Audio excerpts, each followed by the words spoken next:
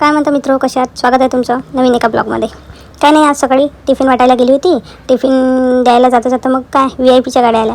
आता VIP म्हटल्यावर सगळे तर थांबवणच ना, थांबले बा पाहणं चालले होते VIP वगैरे गेले. मग लागली भूक, म्हटलं पहिले नाश्ता करा. म्हटलं नाश्ता वगैरे केला आणि मग घरी आली. तर आज जायचं होतं आपल्या प्रियंका ताईसोबत थोडंसं बाहेर. मग गेली ना, मग मस्त तयारी वगैरे केली आणि ताईसोबत गेली.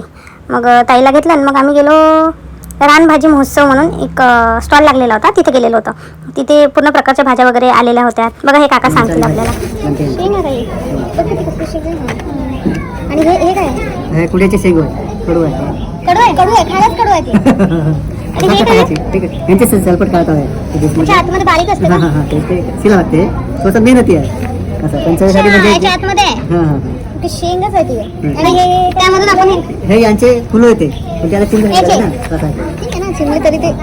काकांनी आम्हाला सगळ्या प्रकारच्या भाज्यांची नावं सांगितली. मग निघालो आम्ही समोर. आता ताईला म्हटलं नाश्ता तर करायच लागेल बा. घेतले मग छोले कुलचे सगळं झालं. मग आली घरी येऊन पाहतो तर सब्जी मंडीमधून भाऊन आपलं भाजीच आणलेलं होतं. मग काय पूर्ण काम करून टाकलं. मग लागली होती भूक. आता भूक लागल्यावर काय गेली बा कुट्टाची पकोडेवाल्याकडे. मस्तपैकी पकोडे घेतले, एक हाफ सिंगल वडापाव घेतला आणि त्याच्यासोबत तिखट लागलं होतं बा खूप. घेतला आणि मग चाय वगैरे पिला आणि मग आली घरी. आजचा ब्लॉग कसा वाटला नक्की सांगा. चला मग भेटू दुसऱ्या ब्लॉगमध्ये. बाय.